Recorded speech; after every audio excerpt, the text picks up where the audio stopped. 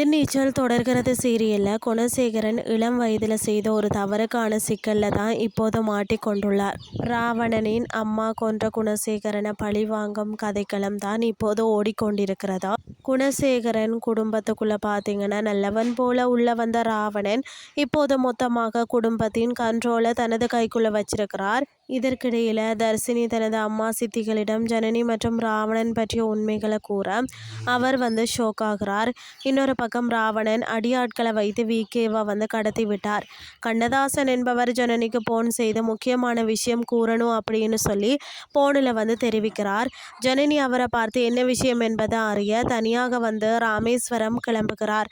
ஆனால் ராவணன் தன்னை பற்றிய உண்மை யாருக்கும் தெரியக்கூடாது, கண்ணதாசன் எனக்கு உதவினால் பரவாயில்லை, ஜனனிக்கு உதவுகிறார், அதனால் அவரை முடித்து விடுங்கள்னு சொல்கிறார். ராமேஸ்வரம் சென்று ஜனனி தன்னை பற்றி தெரிந்து கொள்ளக்கூடாது என வீட்டில் சாமி கும்பிடும் நாடகம் போடுகிறார் குணசேகரன். இதுதான் இன்றைய நாளுக்கான எபிசோட்.